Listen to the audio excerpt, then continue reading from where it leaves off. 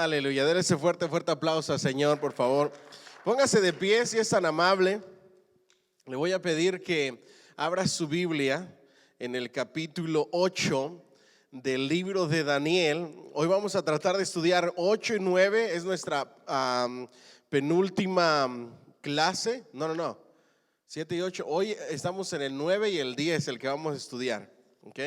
Y terminamos con 11 y 12. Así es que la semana pasada estudiamos el capítulo 7 y 8, ¿cierto?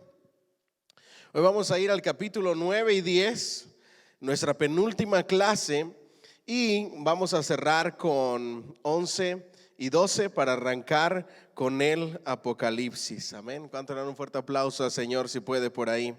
Yo sé que algunos traen Biblia en mano.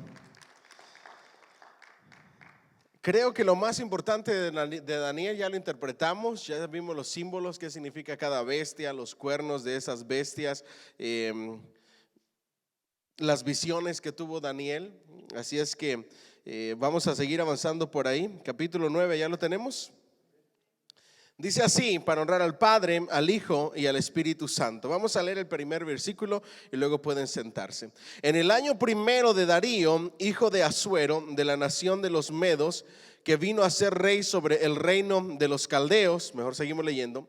En el año primero de su reinado, yo, Daniel, miré atentamente en los libros el número de los años de que habló Jehová al profeta Jeremías, que había de cumplirse las desolaciones de Jerusalén en 70 años. Cerramos con este versículo. Y volví mi rostro a Dios el Señor, buscándole en oración y ruego, en ayuno, cilicio y ceniza, y oré a Jehová mi Dios e hice confesión diciendo. Que el Señor añada bendición a su palabra. Puede sentarse dándole ese fuerte aplauso a ese Dios maravilloso. En sus libros vamos a ver ahí en la página 113. Okay. No, never mind, me estoy yendo. Es que este libro se mueve demasiado, ya está muy viejito. Hubiera estrenado otro libro. All right, denme por ahí un segundito. Aquí está. En la página 53, okay. Página 53, ¿ya lo tienen? Dice: esa visión la recibió Daniel durante el tiempo que describe el capítulo 6. Este Darío es la misma persona que menciona el capítulo ¿qué? 6. Eso es para que ustedes vayan entendiendo. El 9 va unido al capítulo 6. Recuerden que no está escrito en orden cronológico. Daniel, después del tremendo impacto de las visiones impresionantes de las bestias horrorosas y deformes, se dedica a buscar la realidad de lo que sucederá a Judá en el cautiverio y después de él. Las preguntas más sobresalientes en la mente de Daniel eran: ¿cuándo regresaremos a dónde? ¿A Jerusalén? ¿O se consumirán las generaciones del pueblo de Israel aquí en Babilonia? Esas eran las incógnitas que tenía Daniel en su mente. ¿Cuándo es que vamos a regresar? ¿Cuándo es que las profecías, en este caso él está hablando del profeta Jeremías, cuándo es que se van a cumplir? ¿Será que realmente vamos a regresar nosotros o será que vamos a quedarnos aquí en Babilonia y se van a consumir nuestras generaciones y vamos a desaparecer? En muchas ocasiones en nuestra vida nosotros nos encontramos en la misma encrucijada, ¿cierto o no? Las peores batallas que nosotros libramos, ¿en dónde están? En la mente. Ahí es donde nosotros nos preguntamos: ¿será que Dios va a cumplir su palabra? ¿Será que Dios va a cumplir sus promesas? ¿Será que va a ser como me ha prometido? ¿Alguna vez le ha pasado o no? Él nos ha prometido que miremos las aves del cielo, que no siembran ni ciegan y Dios les alimenta. Y cuando nosotros estamos un cheque corto, ¿qué es lo primero que empezamos a pensar? ¿Será que sí soy como una ave del cielo? ¿Será que el Señor sí me va a proveer? ¿Será que sí va a cumplir su promesa? ¿O será que me van a sacar de aquí, de donde estoy viviendo, por exceso de pago? ¿Qué es lo que va a suceder? Era lo que tenía en la mente Daniel. Ahora, él sabía que había ciertas circunstancias que podían impedir que la palabra de Dios se cumpliera, ¿cierto o no es cierto? Y esas circunstancias era el pecado del pueblo de Israel. Ahí es donde comienza a dudar, porque el pecado en nuestras vidas nos hace dudar, porque no nos sentimos dignos ni merecedores de ¿qué? Del favor de Dios. Ahora yo les hago una pregunta, ¿será que Daniel tenía pecado?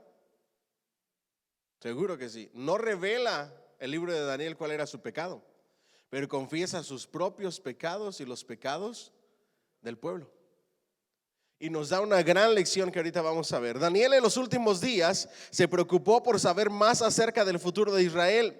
Le preocupaba la asimilación cultural y espiritual del pueblo de Babilonia. Pensaba, ¿qué sucedería si se perdiera la identidad? Diga conmigo, la identidad. Pueblo de Dios y llegaran a ser solo un grupo minoritario en Babilonia. Hoy, precisamente, mi esposa me contaba y me leía su devocional, la escritura del día de hoy, y narra la historia de cómo un rey de Israel hizo entrar a las personas que adoraban a Baal en Israel y le dijo a sus guardias: asegúrense que no haya nadie aquí que adore solamente a Jehová Dios de los ejércitos. Puso como 80 guardias afuera del templo a Baal y después les dijo, cuando acabaron de adorar a Baal, mátenlos a todos a espada. Y si ustedes dejan salir a uno de estos adoradores, de estos idólatras israelitas, a los que no maten, yo los voy a matar a ustedes. Ese mismo día mataron a espada a todos los del pueblo de Israel que adoraban al dios pagano Baal, y Dios lo miró como algo bueno. No solamente eso, está en el libro de Crónicas, sino que también agarró los ídolos a Baal, entraron hasta el lugar santísimo del templo de Baal y los quemó. Y no solamente eso, esto es impresionante. La escritura dice que el lugar donde estaba el templo pagano a Baal lo hicieron lugar de letrinas. Hasta el día de hoy, dice la escritura. Hasta ese momento. ¿Sabe qué es una letrina, verdad? Hizo hasta lo máximo. La enseñanza del devocional era la siguiente: sin importar en dónde nos encontremos, en qué país radiquemos, ni rodeado de qué cultura estemos, no podemos tolerar lo que a Dios no le agrada. ¿Alguien dice amén? Hay cierta tolerancia para respetar los diferentes puntos de vista, pero no para tolerar que yo sea arrastrado con la cultura, que yo sea arrastrado con el sistema y que yo pierda mi identidad como hijo de Dios, como cristiano, por el lugar donde yo vivo. ¿Me siguen hasta aquí? Eso es exactamente la preocupación que tiene Daniel. Daniel está diciendo: ¿y qué pasaría si nos convertimos en un grupo minoritario de Babilonia y se nos olvida nuestro credo, nuestra religión, nuestro Dios, nuestra identidad como pueblo de Dios? Y eso trae una gran enseñanza que yo quiero compartirles a ustedes. Sin importar lo que te rodee, tienes que asegurarte de agradar y servir al Señor. No importa si estamos rodeados de lo peor. Nunca debemos de olvidar de dónde Dios nos sacó. ¿Alguien dice amén? Pero encierra otro principio más. Si tú no te pones pilas y si no estás velando y orando, si no estás vigilante como Daniel, la corriente de este mundo te puede arrastrar. Por eso dice la escritura: las malas amistades corrompen las buenas costumbres. En algunas ocasiones debemos de tener mucho cuidado el ambiente en donde nosotros nos movemos y asegurarnos de que verdaderamente nosotros somos quien Dios dice que somos, y no contaminarnos con lo que la sociedad ofrece o con lo que la sociedad está tratando de pelear. ¿Me siguen hasta aquí? Eso era lo que tenía Daniel en mente. Como profeta, estadista y escritor se dedica a la investigación para encontrar la respuesta o definición profética a todas sus incógnitas a través de un estudio diligente de los libros proféticos, y por medio de la oración encontró lo siguiente. Ahora, les estoy hablando de las incógnitas de la vida, les estoy hablando de los peligros que corremos por el mundo que nos rodea, el ambiente que nos rodea. Ahora, la escritura dice: no te pido que los saques del mundo, sino que ¿qué? Sino que los guardes del mal. No permitas que se contaminen. Están en el mundo, pero no son del mundo. Y eso es lo que tiene Daniel en mente. Pero en medio de las peores encrucijadas de la vida, Daniel nos enseña una gran lección. ¿A dónde hay que ir? A la palabra de Dios y a Dios en oración.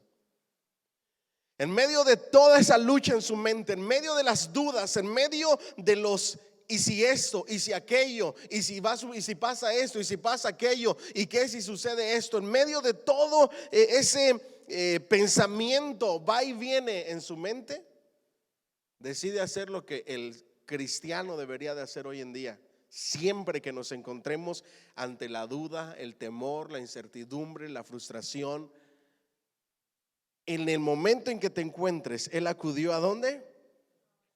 A las escrituras y a la oración.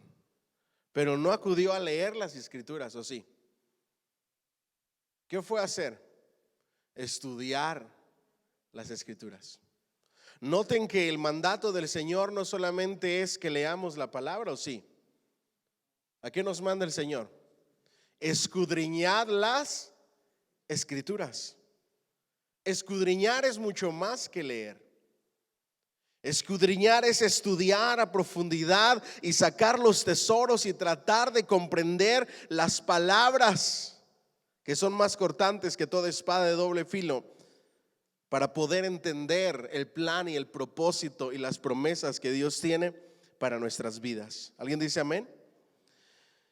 Luego dice: todo este país quedará reducido a horror y desolación, y estas naciones servirán al rey de Babilonia durante 70 años. Cuando a Babilonia se le hayan cumplido los 70 años, yo los visitaré y haré honor a mi promesa en favor de ustedes, y los haré volver a este lugar. Jeremías ¿qué? 25:11, 12, luego 29, 10. Eso es lo que estaba leyendo Daniel. Pero Daniel, lo que estaba estudiando, para Daniel eran muy importantes los recursos literarios de investigación, algunos en su forma rústica de pergaminos. Entre los más importantes estaban las profecías de Jeremías. También tenía a su alcance los escritos de Isaías, Miqueas, Joel, Abdías, Amós, el Pentateuco y los Salmos. Estos volúmenes formaban una gran biblioteca para el investigador solitario Daniel el profeta. Imagínense todos los libros, los pergaminos que él tenía a su alcance. Y era un estudioso de la escritura solitario. Nosotros hoy tenemos un montón de recursos para estudiar la escritura, y el don de sospecha me dice que hay muy pocos estudiosos solitarios. ¿Cuál es la diferencia entre leer la palabra y estudiarla? Cuando tú la lees, agarras tu Biblia y viene la pregunta del eunuco, de Felipe el eunuco: ¿pero entiendes lo que lees? ¿Y cómo he de entender si no hay quien me explique? El que estudia la palabra tiene diccionarios, comentarios, Biblias de estudio, papel y lápiz. Ese es un verdadero estudioso de la palabra de Dios, que entiende la cultura, que entiende los dichos, que entiende el por qué se hacían así las cosas en ese momento, y que puede entender la forma en que nuestro Señor Jesucristo hablaba, su método de enseñanza favorito, que eran las parábolas. Si nosotros no entendemos al estudiar todas esas cosas, no vamos a poder comprender lo que Dios quiere hablarnos a nuestra mente y a nuestro corazón. ¿Me siguen hasta aquí? Entonces es importante leer la palabra. Diga conmigo: leer la palabra. Pero también es importante escudriñar o estudiar la palabra. Y la tercera parte que es importante de la palabra es memorizar la palabra. Amén. Diga conmigo, leer la palabra, estudiar la palabra y memorizar la palabra. No le estoy diciendo que se memorice versículo y capítulo. Si su mente le alcanza para eso, gloria a Dios. Pero si no, por lo menos que sepa lo que dice y más o menos en qué parte lo dice. El día de mañana, usted o al ratito usted va a tener una lucha en su mente en contra del enemigo. Y esa batalla no la va a poder pelear sino a través de la palabra. Y usted tendrá que decir, escrito está. Pero si usted dice, espérame tantito para ir a ver qué dice la palabra, para poderte decir escrito está, ahí se lo acabó el enemigo. ¿Me estoy explicando? No puede titubear en el escrito está. Por eso debemos de llevar en nuestra mente y en nuestro corazón siempre la palabra de Dios. Luego de estudiar la palabra, fue a Dios en oración. Y este es el dúo perfecto para lo que es el cristiano. Diga conmigo, palabra y oración. En la oración yo hablo con Dios y Él me contesta a través de ¿qué? De su palabra. No hay otra forma. Yo hablo con Dios, consulto a Dios y Él me contesta a través de su palabra. Por eso es tan importante desear como niños recién nacidos la palabra de Dios, la leche espiritual no adulterada que es la palabra de Dios. Ahora, ¿cómo desea un niño recién nacido, un bebé recién nacido la leche? Desesperado y con unos lloridos. Imagínense que nosotros cuando tuviéramos hambre de la palabra de Dios empezáramos a llorar como bebés. Sería una buena alarma, ¿verdad? Desafortunadamente esa alarma está en silencio en el corazón, en el espíritu. Y es tanto el ruido de la carne, es tanto el ruido de los quehaceres y de las ocupaciones, que ese llanto deseoso de palabra no lo alcanzamos a percibir cuando debería de ser lo primordial. ¿Me siguen hasta aquí? Luego dice así, la actitud de Daniel y la oración. Vamos a leer la oración de Daniel. Y volví mi rostro a Dios el Señor, versículo 3 del capítulo 9, buscándole en oración. ¿Cómo se busca a Dios? En oración. ¿Y qué más? Y ruego. Diga conmigo, oración es hablar con Dios. Ruego se convierte en una súplica desesperada de que ya no puedes más ni aguantas más, de que necesitas la ayuda y la intervención de Dios.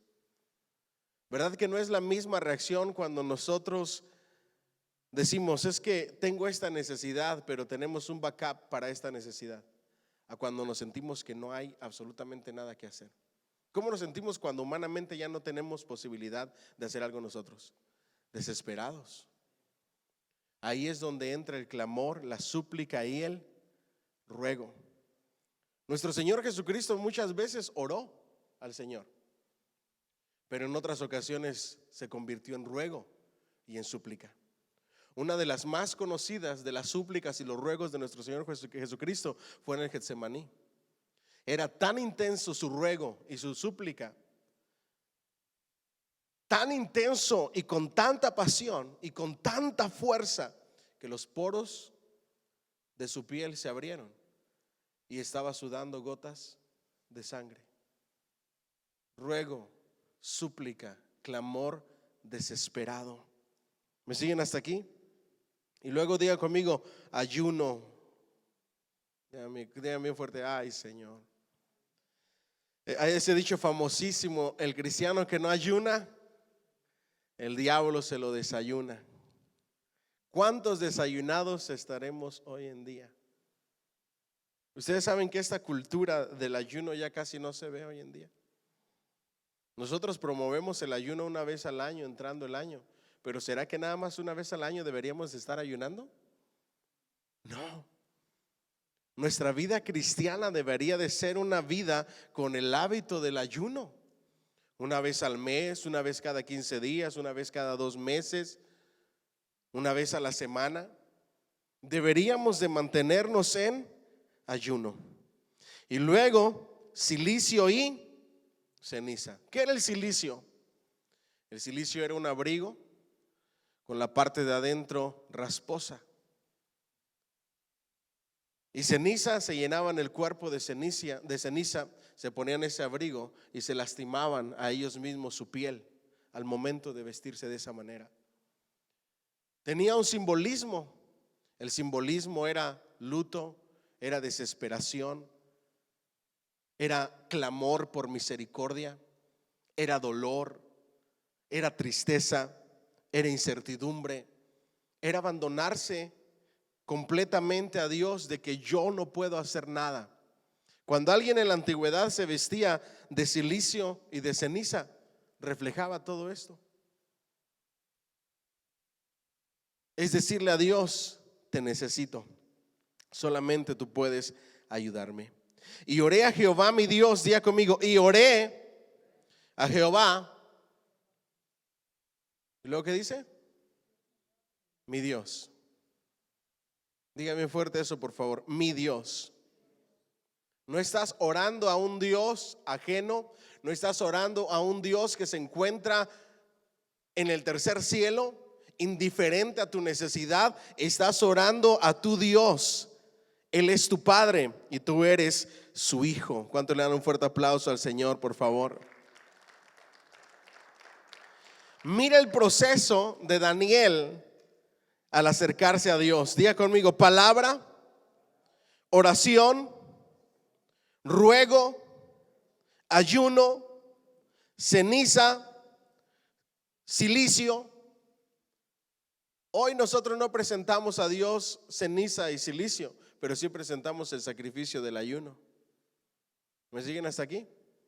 Todavía está en pie. Nuestro Señor Jesucristo dijo a los fariseos: no es necesario que mis discípulos ayunen ahora. Cuando yo me vaya, entonces ellos van a estar ayunando. Se supone que estemos ofreciendo sacrificio de ayuno. ¿Me siguen hasta aquí? Pero luego dice, oró a su Dios e hice que confesión. Diga conmigo: confesión. Esa es una parte muy importante de la oración modelo, ¿verdad que sí? Padre nuestro que estás en los cielos, yo oro a Dios mi Padre, santificado sea tu nombre. Es el tiempo en la oración donde yo alabo, glorifico, exalto a Dios con todo mi corazón. Venga a nosotros que tu reino y hágase tu voluntad. Yo clamo para que la voluntad de Dios se haga. Venga a tu reino. Es el momento para orar por la evangelización de este mundo. Eso es lo que significa cuando decimos: venga a nosotros tu reino. Danos el denuedo para predicar tu palabra y establece tu palabra en estas generaciones. Pero luego de ahí vamos a saltarnos en la oración modelo cuando dice: perdona nuestras ofensas, así como nosotros perdonamos a los que nos ofenden. Todavía nuestro Señor Jesucristo enseñó en la oración modelo que debe de haber un tiempo en la oración diaria nuestra donde confesemos nuestros pecados y los pecados de nuestros hijos y los pecados de nuestros familiares y los pecados de nuestra iglesia y los pecados, si es necesario, de nuestra nación. Ahí es donde se cumple la palabra cuando dice: si se humillare mi pueblo sobre el cual mi nombre es ¿qué? Invocado. Si confiesan sus pecados, si vuelven su rostro, si se arrepienten de sus malos caminos, entonces yo perdonaré su pecado y sanaré su tierra. ¿Cuántos quieren ser bendecidos por Dios? Amén. Diga bien fuerte: palabra, oración, ruego, ayuno, cilicio y ceniza, confesión a Dios. El que confiesa sus pecados alcanzará misericordia. Eso es lo que dice la palabra de Dios. Mire lo que dice: ahora, Señor Dios grande, digno de ser temido, que guardas el pacto y la misericordia con los que te aman y guardan tus mandamientos. Hemos pecado, hemos cometido ¿qué? Iniquidad. Hemos hecho impíamente y hemos sido rebeldes y nos hemos apartado de tus mandamientos y de tus ordenanzas. No hemos obedecido a tus siervos los profetas, que en tu nombre hablaron a nuestros reyes, a nuestros príncipes y a nuestros padres y a todo el pueblo de la tierra. Tuya es, Señor, la justicia y nuestra la confusión de rostro. Como en el día de hoy lleva todo hombre de Judá, los moradores de Jerusalén y todo Israel, los de cerca y los de lejos, en todas las tierras a donde los has echado a causa de su rebelión con que se rebelaron contra ti. Oh Jehová, nuestra es la confusión de rostro de nuestros reyes, de nuestros príncipes, de nuestros padres, porque contra ti pecamos. De Jehová nuestro Dios es el tener misericordia y el perdonar. El que encubre sus pecados no prosperará, pero el que los confiesa alcanzará misericordia. Daniel está orando y está clamando y está confesando todos los pecados, pero no le echa la culpa a Dios ni le da excusas a Dios. ¿Cómo oramos hoy en día nosotros? Oh Señor, tú sabes que soy polvo, que soy cuerpo, que soy hombre y que soy débil, y por eso hice esto y aquello. ¿Sabes a quién le estás echando la culpa con esa oración? Al que te creó. Porque soy esto y aquello y aquello. Oh Señor, perdóname, tú sabes que yo soy débil.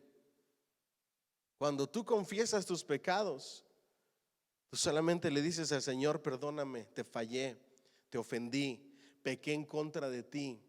No tengo excusa alguna porque sé lo bueno y sé lo malo. Simplemente te fallé.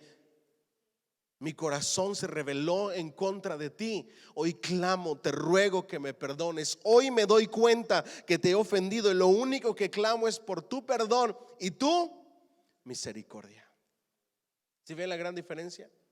Hay otros que oran como el fariseo que estaba al lado del publicano, dándole informes a Dios. Señor, perdón, te doy gracias porque yo sí oro. Señor, te doy gracias porque mis hijos se portan bien, porque mis hijos sí te sirven. Señor, te doy gracias porque yo sí diezmo y porque yo sí ayuno. Y en tu mente estás pensando: no como el hermanito que se sienta al lado mío, que se ve que anda más chuletón que nada y más frío que el polo norte. Y cuando lees la palabra con esa clase de oración, ¿sabes cómo acompañas la palabra? Todo lo que lees siempre es para alguien más. Este es para fulanito, este cómo le cae como al niño al dedo a manganito. Si leyera esto, esta persona cambiaría. La cosa es que toda la palabra es para alguien más, nunca para ti. Y cuando oras a Dios, simplemente le informas y con una aparente acción de gracias, estás simplemente dándole informes a Dios. Hay otros que de manera equivocada oran exhortando a las personas.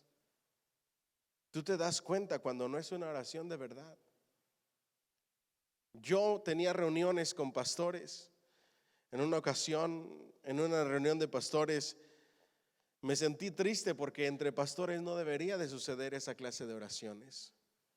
Está un pastor orando una cosa y en la oración del próximo pastor que oraba, a través de la oración le está contestando y contradiciendo al pastor anterior.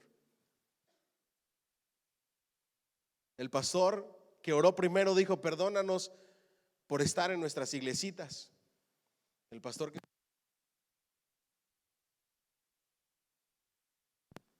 Señor, nosotros no tenemos iglesitas, somos la iglesia, el cuerpo de Cristo, y ni la muerte ni el Hades prevalecerá en contra de ella.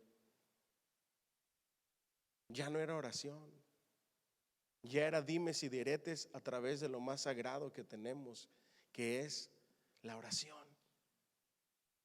Hay muchos que en sus oraciones regañan a la gente que saben que están mal.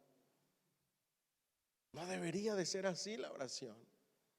La oración es hablar y conversar con Dios. En medio, en la oración debe de haber confesión, mostrándonos como las personas más humildes, como las personas pecadoras, como el polvo que somos, clamando por misericordia. No hay nadie perfecto, todos necesitamos misericordia. La misericordia es que no nos pague Dios como nos merecemos. ¿Me siguen hasta aquí? Y luego dice misericordia. ¿En qué versículo nos quedamos, perdón? 9. De Jehová nuestro Dios es el tener misericordia y el perdonar, aunque contra él nos hemos ¿qué? Rebelado. Y no obedecimos a la voz de Jehová nuestro Dios para andar en sus leyes. Diga conmigo, obedecer y andar en sus leyes. Este principio y este concepto es tan importante como no tienen una idea. Yo les estaba diciendo acerca del devocional. Después de que este hombre convirtió el lugar donde estaba el templo de Baal en lugar de letrinas, se apartó del Señor. Y dice la escritura literalmente que no permaneció fiel siguiendo los estatutos y las leyes de Jehová. Y Dios se apartó de él. Junto con la oración, el ruego, la súplica, el ayuno y todo lo que Daniel nos está enseñando, diga conmigo, va la obediencia. Si yo ruego por perdón es porque me voy a corregir y voy a empezar a ser obediente. Amén. Ni un amén escuché. Porque muchos de nosotros oramos todos los días por lo mismo, pero nunca nos corregimos. Pedimos perdón por lo mismo, pero ni siquiera nos esforzamos un poquito para que haya un cambio en nuestra vida, para ser obedientes a nuestro Señor. Dice, y no obedecimos a la voz de Jehová nuestro Dios para andar en sus leyes que él puso delante de nosotros por medio de sus siervos los profetas. Todo Israel traspasó tu ley apartándose para no obedecer ¿qué? Tu voz, por lo cual ha caído sobre nosotros la maldición. Diga conmigo, cuando hay desobediencia, hay consecuencias. Toda rebeldía trae sus consecuencias. No llamémosle maldición, porque en Cristo Jesús somos benditos.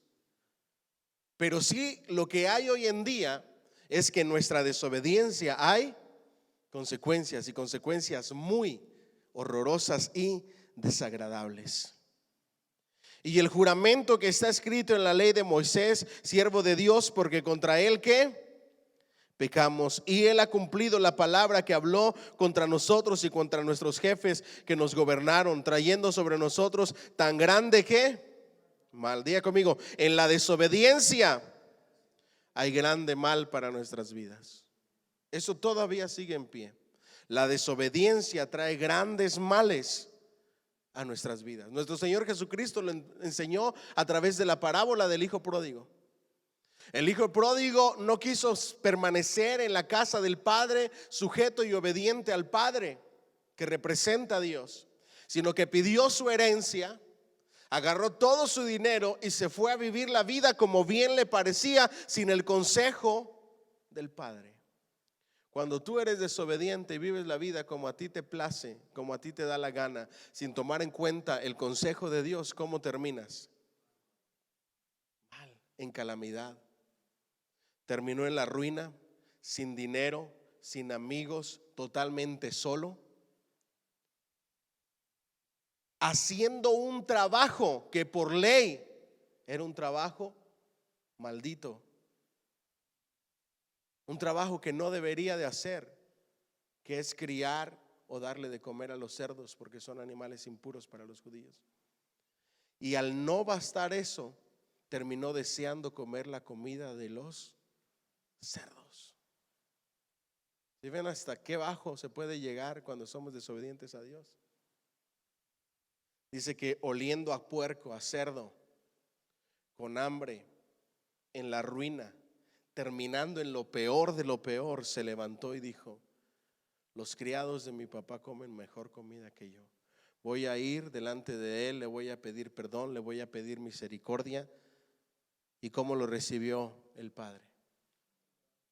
con los brazos abiertos, con misericordia ahí, perdón. Andar lejos de Dios y su consejo en desobediencia trae grande mal y no vale la pena. Dile al que está a tu lado, no vale la pena. Le da un fuerte aplauso al Señor, por favor. No vale la pena. Pues nunca fue hecho debajo del cielo nada semejante a lo que se ha hecho contra Jerusalén.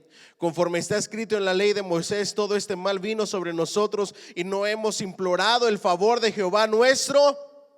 ¿Ha conocido gente así? Le está yendo mal, se le está yendo para abajo su economía, se le está yendo para abajo su familia, su matrimonio, sus hijos, absolutamente todo, y ni aún así se vuelven a Dios. Ni aún así imploran el favor de Dios para convertirnos de nuestras maldades y entender tu verdad. Ni aún así se arrepienten.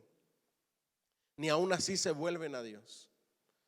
Se supone que todo este mal sea para nosotros venir de regreso buscando el favor, la misericordia de Dios y arrepentidos. De lo contrario vas a terminar en la ruina. ¿Se acuerdan del caso de incesto y adulterio en la iglesia de Corinto? Había un muchacho que estaba teniendo relaciones con la esposa de su papá, con su madrastra. El apóstol Pablo le dice: hablen con él a solas. Si se arrepiente y se corrige, gloria a Dios. Pero si no se corrige, hablen con él con testigos. Y si aún así no se quiere corregir, háganlo público en la iglesia para ver si a través de la vergüenza de su pecado se corrige. Y si no se corrige, entréguenlo a Satanás para que al final su espíritu sea salvo. ¿Saben qué significa entréguenlo a Satanás?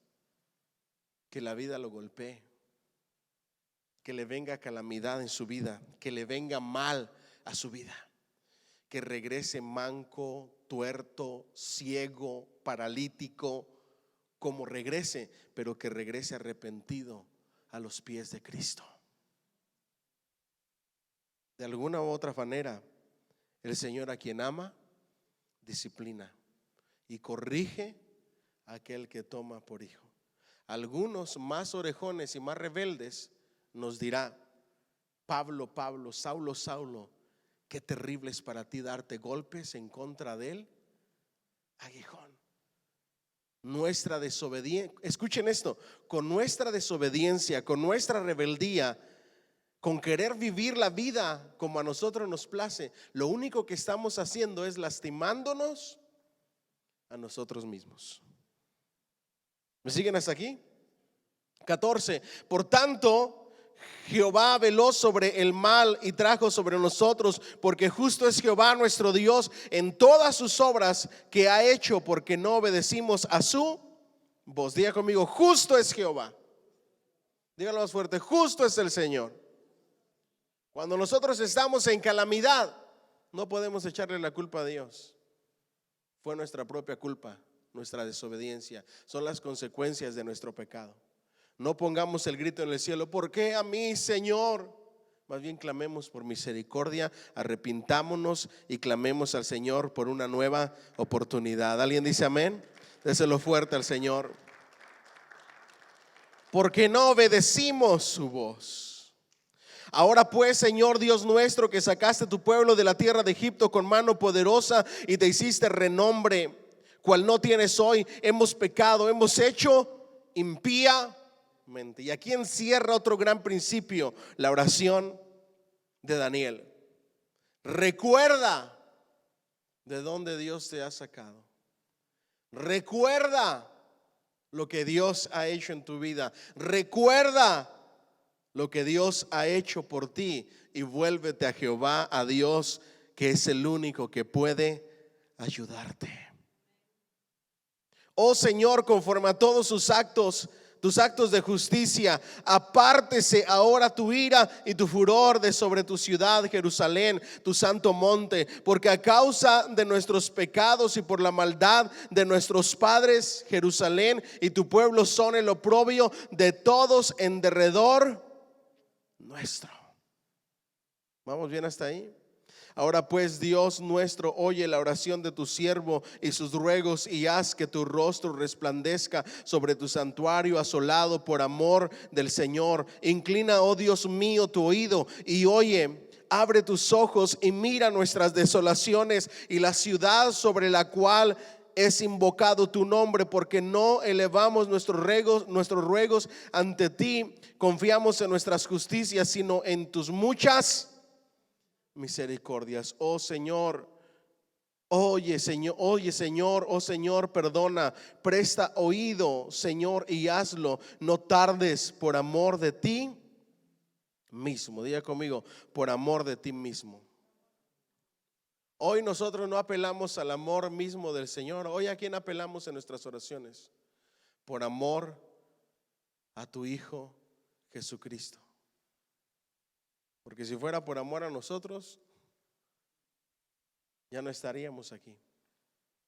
Hoy tenemos un intercesor, se llama Jesucristo, y nuestro Dios Todopoderoso, por amor a ese sacrificio y a ese intercesor nuestro, es que tiene de nosotros misericordia. Por eso el Señor dijo: todo lo que pidáis en mi nombre os será hecho. ¿Cuánto le dan un fuerte aplauso al Señor, por favor?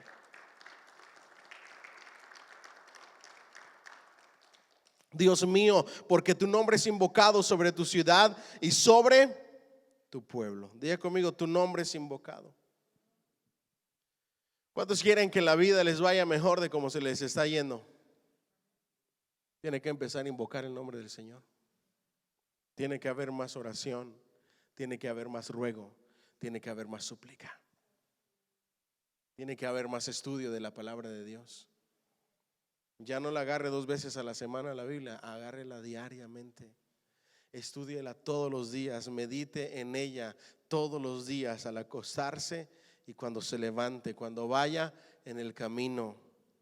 Escríbala en las tablas de su corazón. Hable con Dios. ¿Vamos bien hasta ahí?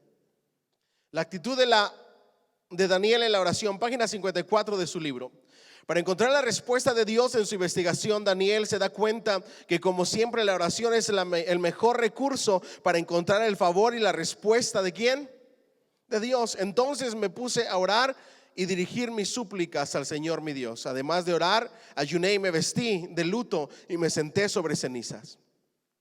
La experiencia de Daniel en la oración le condujo a buscar las interpretaciones de las señales de los tiempos a la luz de la palabra de Dios. Su oración tiene 4 grados de intensidad. Número 1, la oración como medio común y práctico de comunicarse ¿con quién?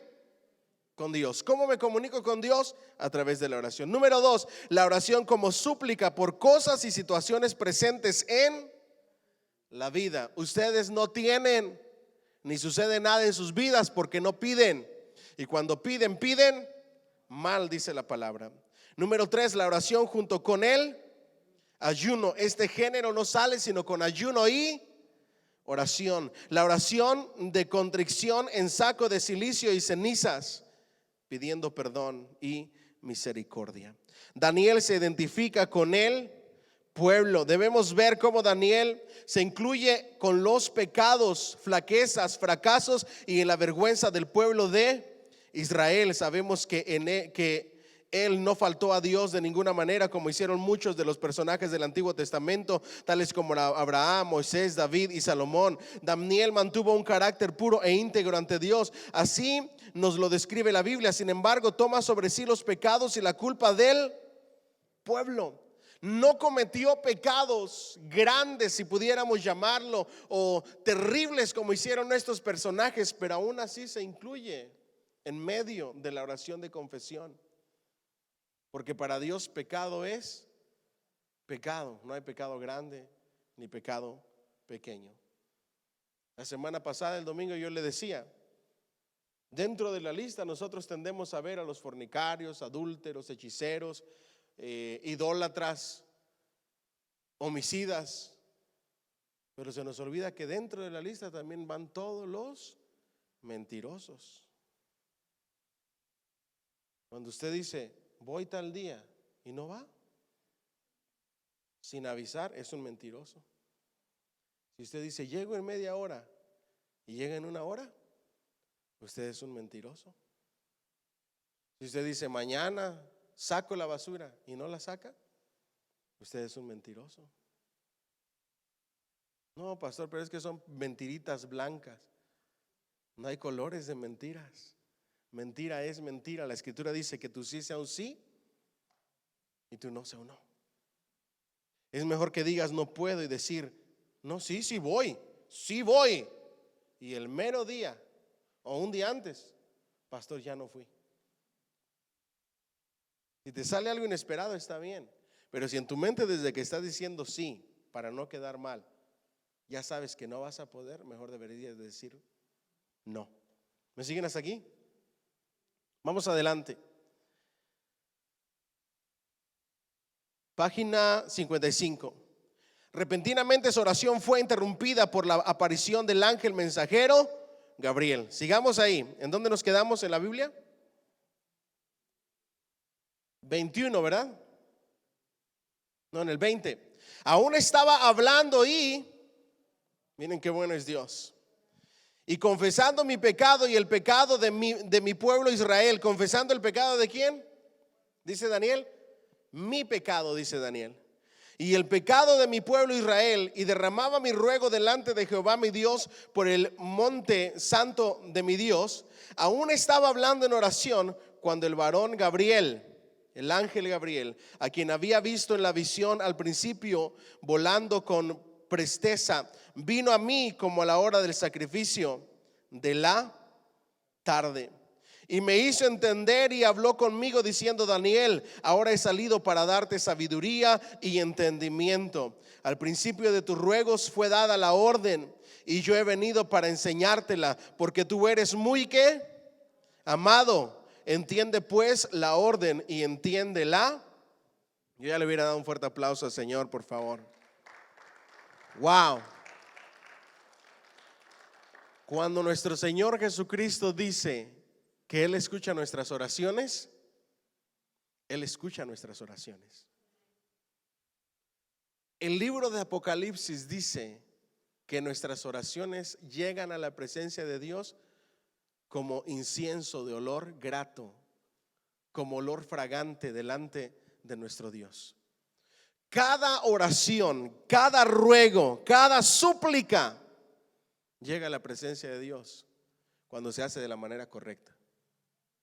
Las oraciones regañando a la gente, las oraciones comparándose, las oraciones mal hechas que no nacen de la humildad del corazón, no llegan ni al techo. Pero la oración que se hace de corazón, de verdad, como lo enseña la palabra, llegan hasta la misma presencia de Dios y Dios está escuchando cada una de nuestras palabras, cada uno de nuestros ruegos. Él no está ajeno ante nuestras necesidades. Él sabe y escucha todo lo que nosotros oramos, y tarde que temprano va a venir su respuesta. ¿Cuánto dan un fuerte aplauso al Señor, por favor? El versículo 23 es impresionante para mí. Me emociona saber que Dios escucha nuestras oraciones. Al principio de tus ruegos fue dada. Desde la primera vez que tú oraste por lo que has orado durante tanto tiempo, ha sido dada la orden. Más adelante en el próximo capítulo vamos a ver qué pasa en el segundo cielo cuando viene tu respuesta.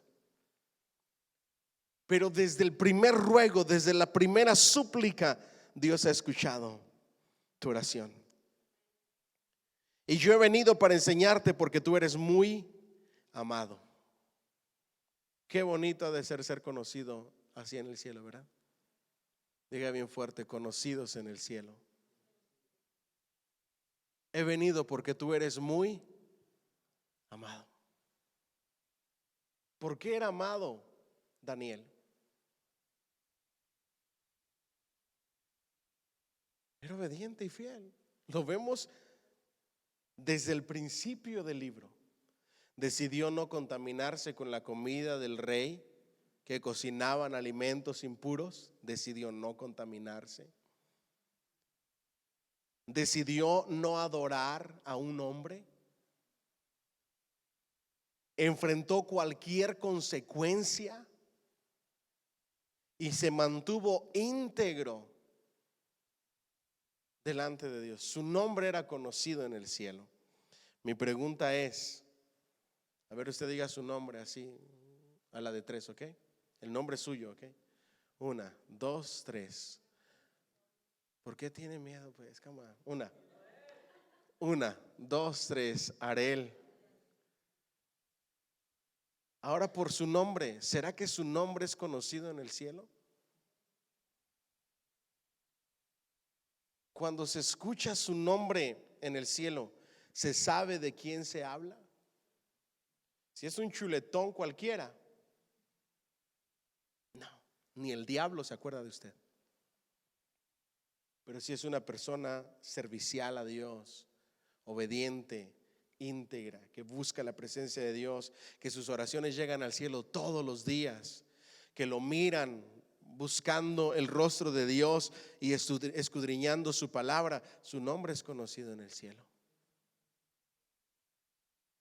¿Sabe cómo me doy cuenta de que un cristiano es un cristiano conocido no solamente en el cielo, sino también en el reino de las tinieblas? Cuando tiene luchas y pruebas y ataques del enemigo. Porque si el diablo quiere destruirlo y quiere derribarlo, es porque algo ha de estar haciendo bien y no quiere que lo siga haciendo. Pero cuando el diablo ni siquiera se acuerda de usted, porque usted está todo frío y no se preocupa por darle lo mejor al Señor, el diablo dice: no lo molestes, déjalo ahí tranquilo. Usted no es una preocupación para el reino de las tinieblas. Pero si usted predica, donde quiera que usted habla de Jesús, a donde quiera que usted va, si usted ora, si usted ayuna, si usted estudia la palabra de Dios, si usted sirve al Señor, si usted enseña, si usted hace todo lo que como hijo de Dios tiene que hacer, lo hace, ¿sabe qué va a pasar? Van a venir luchas, van a venir pruebas. Se va a convertir en uno de los más buscados en el reino de las tinieblas. Y no solamente el diablo va a saber su nombre, sino más que todo allá en el cielo. Y se dirá: ¿no has considerado a mi siervo fulanito de tal? O se dirá: fulanito de tal es amado en el cielo por el Padre. Denle un fuerte aplauso al Señor, por favor.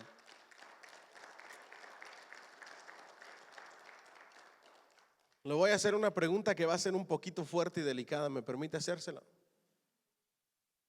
No se vaya a sentir mal. Más bien que sea un estímulo para que se acerque a Dios. ¿Todos los discípulos eran iguales delante de Dios? Hay una frase que a mí me ha gustado mucho: Dios no hace excepción de personas. Eso es correcto. Pero el Señor sí tiene más allegados o más cercanos, sin hacer acepción de personas. El Señor tiene íntimos. ¿Me siguen hasta aquí? ¿Quiénes eran los íntimos de nuestro Señor Jesucristo? Los más allegados: Pedro y Juan. Había 12, pero había dos más cercanos a Él, a quienes les dio más responsabilidad. No todos en el reino de Dios somos iguales. ¿Me siguen hasta aquí? Dependiendo lo que tú hagas y lo que seas capaz de hacer, esa va a ser tu cercanía con Dios. ¿Me siguen hasta aquí? ¿Usted cree que el Dios justo le va a dar la misma recompensa al que ganó 3,000 almas con el que no ganó ninguna?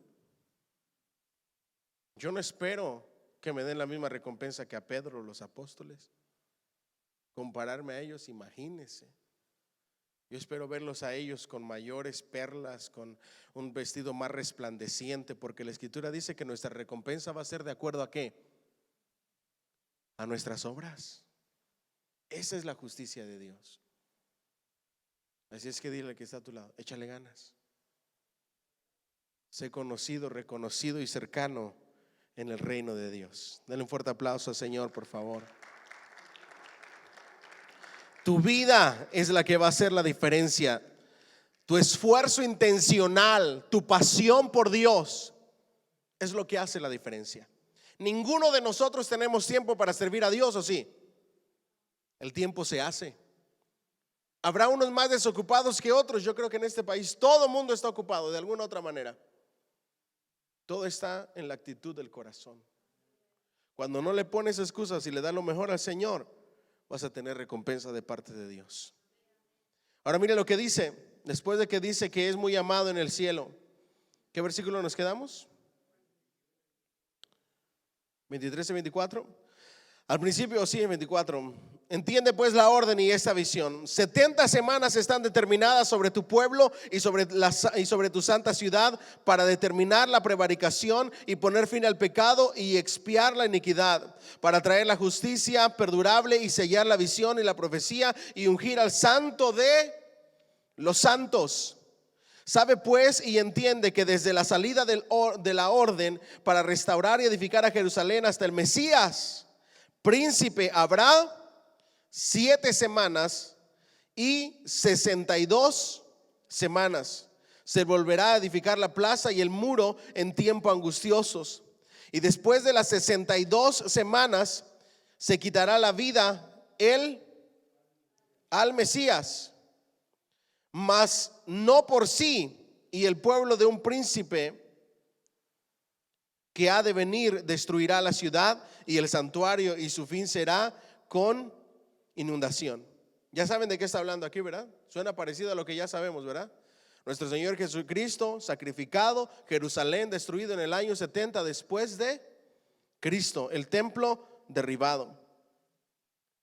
Y su fin será con inundación, y hasta el fin de la guerra durarán las devastaciones. Y por otra semana confirmará el pacto con muchos. A la mitad de la semana hará cesar el sacrificio y la ofrenda. Después, con la muchedumbre de las abominaciones, vendrá el desolador, hasta que venga la consumación y lo que está determinado se derrame sobre el desolador. Vamos a ver por ahí entonces.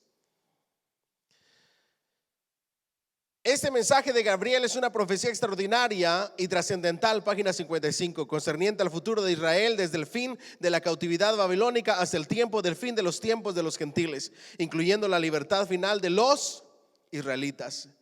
Es el mensaje más importante de la Biblia para entender el propósito de Dios acerca del futuro de Israel. El mensaje en sí contiene factores cardinales proféticos que deben estudiarse independientemente: el regreso del pueblo a Jerusalén de Babilonia, Jerusalén reedificada, el primer advenimiento de Cristo y su rechazo y muerte, la destrucción de Jerusalén y del templo por los romanos en el año 70, seguido por guerras y desolaciones, y el fin de los tiempos de los gentiles y la segunda venida de Cristo.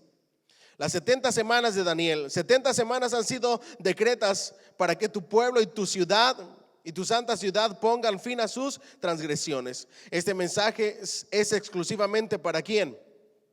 Para Israel y Jerusalén, y no tiene que ver con la iglesia. Nótese las 6 cosas que se cumplirán durante la semana 70, que equivalen a 490 años. ¿A cuánto equivale el tiempo que dijo el ángel? 490 años. Y como dicen en Guatemala y quizá también en El Salvador, cabalitos. Así se cumplió, ¿ok? Es un periodo que tiene por objetivo lo siguiente: número 1, terminar la prevaricación, poner fin al pecado, expiar la iniquidad, traer la justicia perdurable, sellar la visión y la profecía, ungir al santo de los santos. Hasta el tiempo presente de la transgresión de Israel como nación no se ha acabado, ni se ha hecho para ellos el fin a los pecados. La muerte de Cristo en la cruz hizo posible esto, pero antes de que sea una realidad para ellos, 490 años, 70 semanas tendrán que haber pasado. Entonces estas 6 bendiciones serán de ellos. ¿Me siguen hasta ahí? La descripción de las 70 semanas es una de las explicaciones más extraordinarias en su significado histórico. Se extiende desde el año 20 de Artajerjes hasta el fin de los gentiles. Estas profecías se le ha determinado como la columna vertebral de la profecía y está dividida en 3 partes. ¿Cuáles son? 7 semanas o 49 ¿qué? Años, 72 semanas o 434 años, una semana o 7 años, un total de 490 años. Las 70 empezaron en el mes de Nisán, que vendría siendo el mes de ¿qué? Abril, en el 445 antes de Cristo, fecha cuando se dio la orden de reedificar ¿qué? Jerusalén. Le respondí: si a su majestad le parece bien y si este siervo suyo es digno de su favor, le ruego que me envíe a Judá para reedificar la ciudad donde están los sepulcros de mis padres. Eso está en Nehemías 2:5. Y Daniel 9:25 dice: entiende bien lo siguiente, habrá 7 semanas desde la promulgación del decreto que ordena la reconstrucción de Jerusalén hasta la llegada del príncipe elegido. Después de eso habrá 62 semanas más. Entonces será reconstruida Jerusalén con sus calles y murallas, pero cuando los tiempos apremien. Como podemos ver, para edificar la ciudad y reedificar sus muros se requirieron 7 semanas y 49 ¿qué? O 49 años. Hasta el tiempo que el Mesías muere hay 62 semanas o 430 años. Si sumamos estas dos cifras tenemos un total de 483 años. La suma de los tiempos, la historia comprueba que fueron 483 años desde la fecha cuando se dio la orden de reedificar Jerusalén a la crucifixión de Cristo. Esto nos deja una semana solamente, o 7 años de las 70 semanas o 490 años. De esta semana debemos estar conscientes porque tenemos que dar cuenta de ella. Diga conmigo: la última semana. Después de las 72 semanas se le quitará la vida al príncipe elegido. Aquí se nos describe lo que sucederá al final de la semana 79. Esto tuvo cumplimiento en parte en el año 70 después de Cristo por los ejércitos romanos de Tito y Vespasiano. Pero el príncipe elegido es el anticristo ¿qué? Final. Los eruditos en la profecía establecen que la muerte del Mesías aconteció al final de la semana 69. Él no recibió entonces el reino mesiánico y el reloj de la profecía, ¿qué pasó? Se detuvo. ¿Sí se está entendiendo o no? Nos queda solamente la última semana de Daniel, donde se va a revelar el anticristo. El reloj de Dios de la profecía se detuvo. El curso de las 70 semanas fue interrumpido. ¿Vamos bien hasta ahí? Tiempo que Dios no toma en cuenta. Vamos a ver esto. Conviene observar un principio importante concerniente a la cronología profética. Está establecido que Dios nunca cuenta el tiempo con Israel cuando está fuera de su propia tierra o fuera del orden divino. Esta es una verdad importante que hay que recordar siempre en el estudio de las profecías. Para ilustrar el tiempo que Dios no cuenta con el pueblo de Israel, en la Biblia se puede observar 4 periodos de 490 años. El periodo de Abraham al Éxodo fueron 490 años, más los 15 años en que la esclava Agar e Ismael dominaban en la tienda de Abraham, los cuales no se cuentan. El periodo del Éxodo a la dedicación del templo de Salomón fueron 490 años, más los 131 años de cautiverio en el tiempo de los jueces, los cuales no se cuentan. La dedicación del templo al regreso de Babilonia fueron 490 años, más los 70 años de la cautividad no se cuentan. Desde el regreso de Babilonia al principio de la edad milenaria son 490 años, más los años de la época de la gracia, durante los cuales Israel está disperso o apenas formado y organizado su nación en Palestina. Estos años no se cuentan. Al terminarse la semana 69, cuando el Mesías fue crucificado, Dios dejó de tratar con Israel como nación y comenzó un tiempo no contado que nos los describe el libro de Hechos como el surgimiento de la iglesia, un tiempo de evangelización mundial. En Marcos 16:15 dice: Dios estaba llevando a cabo su propósito dentro de un propósito. Y en Hechos 15:14 dice que tuvo a bien escoger de entre los gentiles un pueblo para honra de su nombre. Al final de esta obra de evangelización especial tomará lugar el arrebatamiento de la iglesia. En 1 de Tesalonicenses 4:13 y 18 nos dice: hermanos, no queremos que ignoren lo que va a pasar con los que ya han muerto, para que no se entristezcan como esos otros que no tienen esperanza. ¿Acaso no creemos que Jesús murió y resucitó? Así también Dios resucitará con Jesús a los que han muerto en unión con Él. Conforme a lo dicho por el Señor, afirmamos que nosotros, los que estamos vivos y hayamos quedado hasta la venida ¿de quién? Del Señor, de ninguna manera nos adelantaremos a los que hayan muerto. El Señor mismo descenderá del cielo con voz de mando, con voz de arcángel y con trompeta de Dios, y los muertos en Cristo resucitarán primero. Luego los que estamos vivos, los que hayamos quedado, seremos arrebatados junto con ellos en las nubes para reencontrarnos con el Señor. ¿En dónde? En el aire, y así estaremos con el Señor para siempre. Por lo tanto, anímense unos a otros con estas palabras. Entonces el reloj de Israel de la profecía comenzará a andar otra vez su último periodo, la semana que 70, y los últimos 7 años de los tiempos de los gentiles habrán corrido su carrera. ¿Entendimos o no? El reloj de Dios se paró. La última semana de Daniel se paró por la iglesia, la evangelización mundial. Cuando nuestro Señor Jesucristo lleve su iglesia, va a comenzar a andar otra vez el reloj de Dios. Y lo único que quedan de esa última semana de Daniel, ¿cuántos años son? 7 años. ¿Y cuánto va a durar la tribulación y la gran tribulación? 7 años. ¿Ok? ¿Cuánto le dan un fuerte aplauso al Señor, por favor? Wow. Cada profecía de la palabra de Dios se cumple, se ha cumplido y se seguirá cumpliendo al pie de la letra. Hoy estamos viendo a Daniel. Si estudiamos Isaías, y todas las profecías mesiánicas se cumplen al pie de la letra.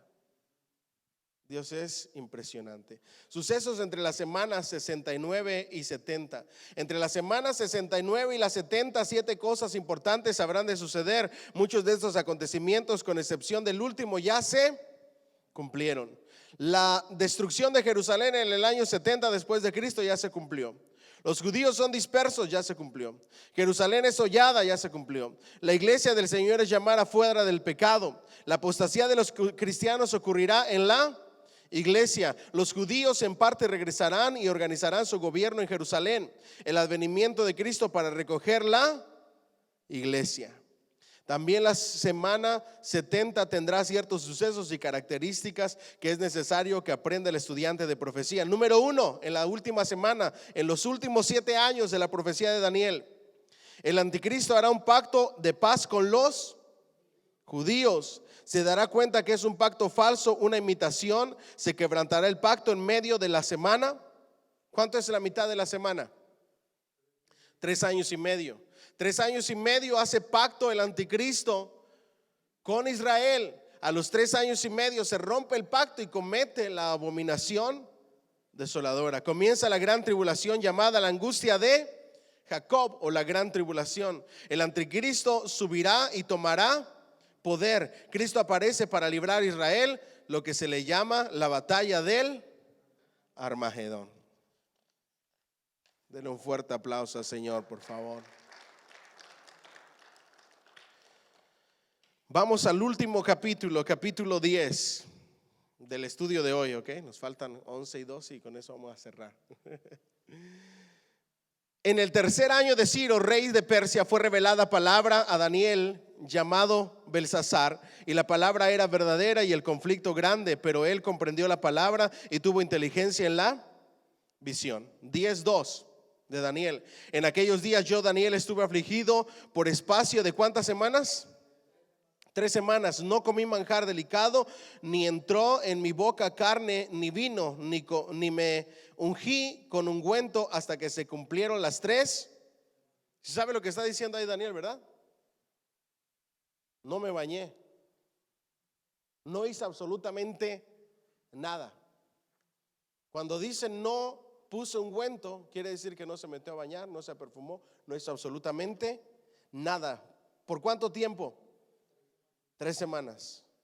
Ustedes dirán, pero Daniel, ¿qué le pasó? ¿3 semanas? ¿Cómo reaccionaría usted si tuviera una visión y viera ángeles? ¿Cómo quedaría usted?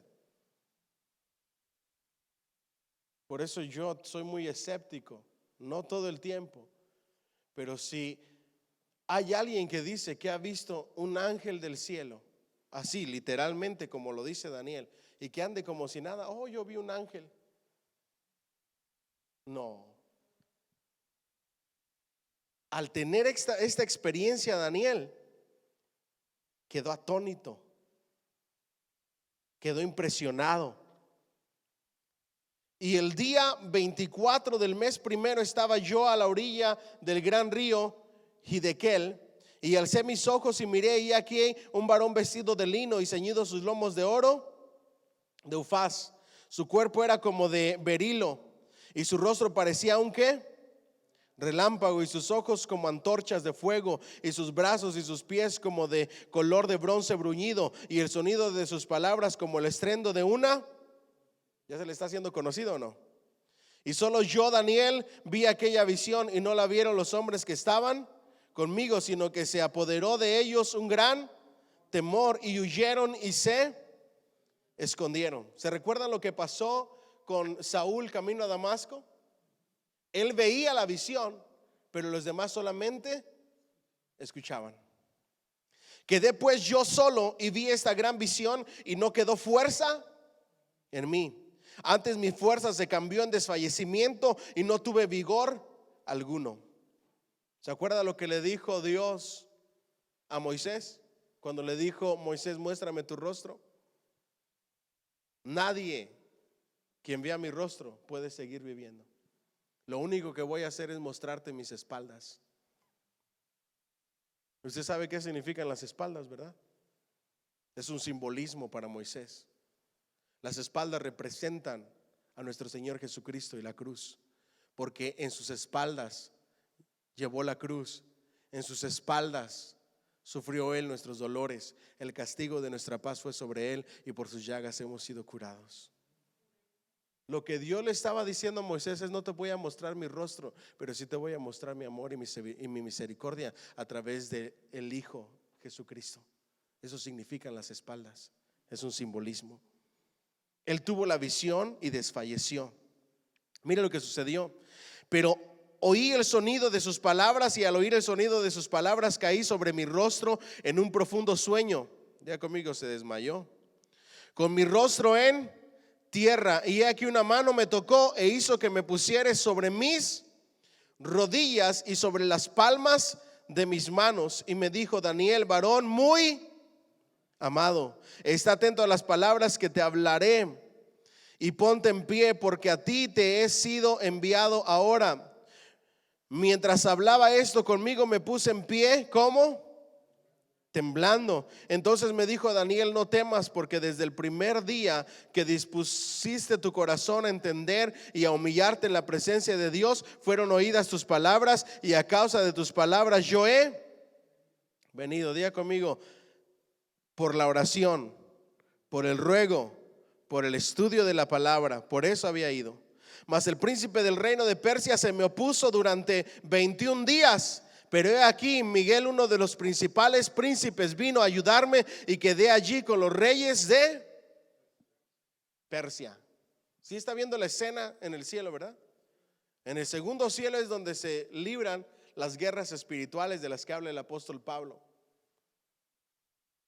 Viene ese ángel a traer la respuesta, la sabiduría, la inteligencia a Daniel, y se le opone un ángel caído y le comienza a hacer guerra. Pero dentro de los rangos angelicales, este príncipe de Persia, que es un ángel caído de mayor rango, este ángel no podía vencerlo, hasta que vino un ángel celestial de mayor rango para poderle abrir el camino y abrirle paso. ¿Cuántos días estuvo en guerra antes de traer la revelación a Daniel?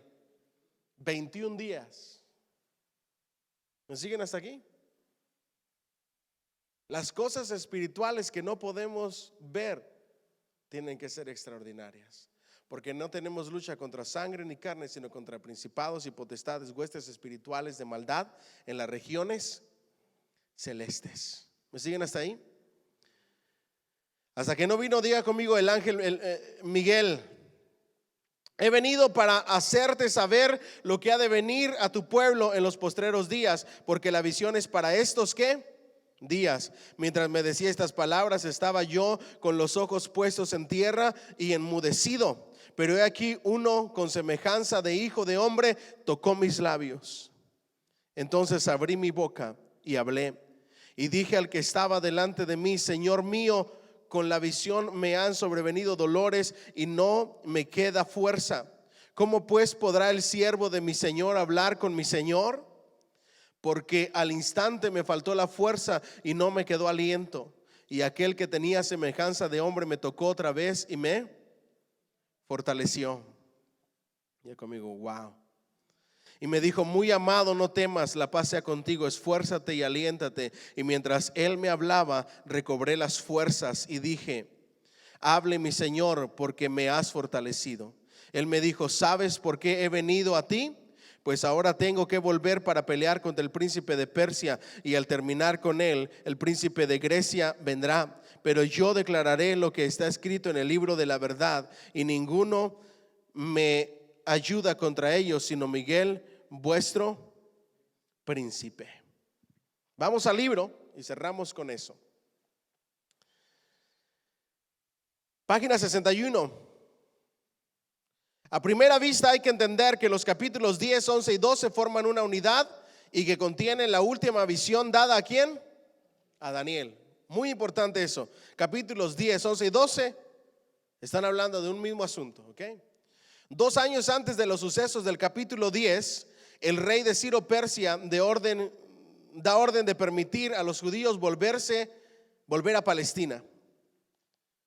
Después de un periodo de 3 semanas completas, como si estuviera de luto, Daniel nos dice que tuvo una visión de una persona, quien creemos era el Señor Jesucristo glorificado.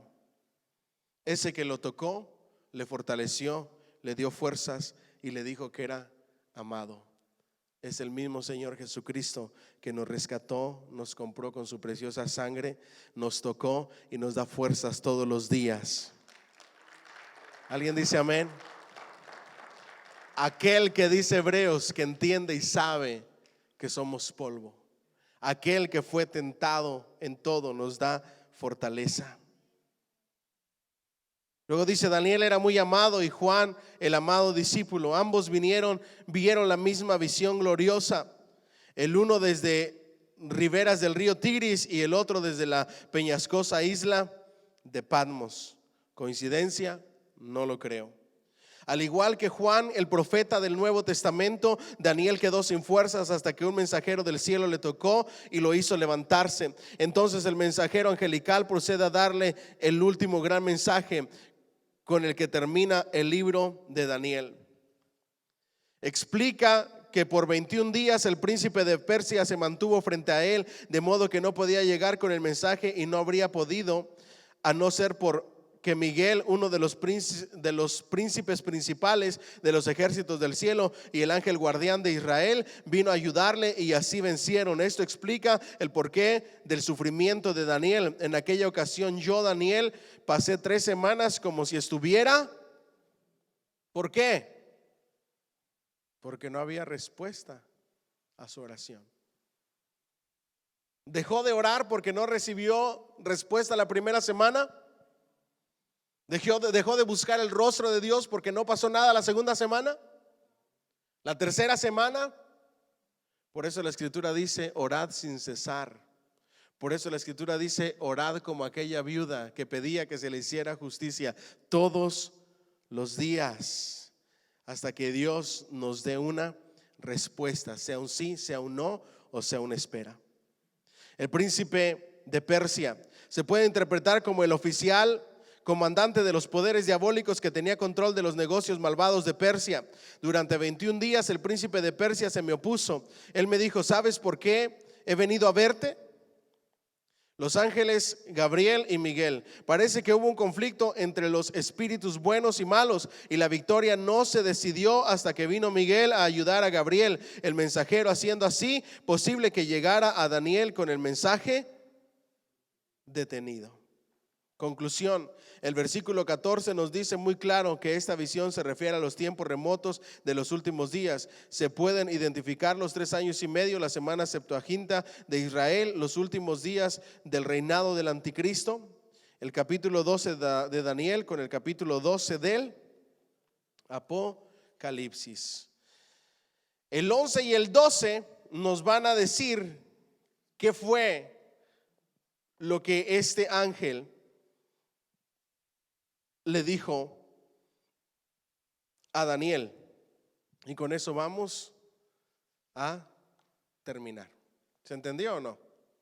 ¿Sí? ¿Aprendimos algo? Ya sabemos dónde salen esas semanas, cuál es la última semana que queda, por qué se detuvo el reloj de la profecía, en qué otros momentos el reloj de la profecía se ha detenido. Y ahora solamente nos queda estudiar qué es lo que va a suceder, que va directamente con el Apocalipsis. Y arrancamos con el Apocalipsis, no el próximo jueves, sino el otro con la ayuda de Dios. Introducción y el capítulo 1, y de ahí nos vamos a ir por todo el Apocalipsis. Vamos a interpretar simbolismos, vamos a enseñar cuáles son las cosas literales, a qué se refiere. Y va a ser más interesante, ¿saben por qué? Porque todo el contexto histórico y cultural de Daniel se nos es difícil conocerlo, porque son tiempos muy antiguos y no conocemos el estilo de vida. Pero el del Apocalipsis sí, porque vamos a estar viendo documentales de tarea sobre dónde estaban ubicadas las iglesias, cómo era la cultura, cómo era el comercio, porque todo eso está en el Apocalipsis.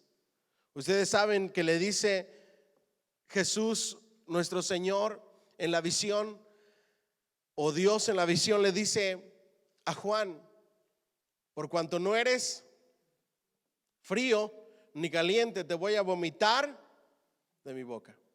Cuando nosotros estudiamos a quién fue dada esa profecía, esa palabra, el lugar donde estaba esa ciudad, lo que rodeaba a esa ciudad, el contexto comercial y cultural de esa ciudad, vamos a entender muchas cosas. En esa ciudad corrían canales de aguas termales. En ocasiones la gente acostumbraba bañarse en esos canales de aguas termales. Y cuando se bañaban con esas aguas termales, en ocasiones la ingerían y se la tomaban. Y por ser aguas termales, les provocaban vómito. En la visión se toma lo que la gente de esa iglesia conocía, en la ciudad donde vivían, y les dice: ustedes saben lo que provoca el agua tibia, porque a ustedes les ha sucedido. Hay canales que corren por su ciudad. Y sabiendo ustedes lo que le provoca, en el ámbito espiritual me sucede a mí exactamente lo mismo. Ojalá fueses frío, porque cuando toman agua fría no pasa nada. Ojalá fueses caliente, porque cuando tomas aguas calientes le pones unas hojitas de limón y sabe rica. Pero si tomas agua tibia te provoca malestar. De la misma manera a mí en el ámbito espiritual es mejor que seas frío o que andes bien caliente, pero tibio te voy a vomitar de mi boca. ¿Cómo supimos todo eso? Un análisis histórico cultural. El comercio tiene mucho que ver. La economía tiene mucho que ver, porque hay un mensaje a las iglesias que hacen alarde de su economía en la ciudad donde viven. Y muchas cosas que hoy no entendemos bien las vamos a entender al estudiar el Apocalipsis, como el rollo y los sellos. ¿Cómo se imaginan ustedes los sellos?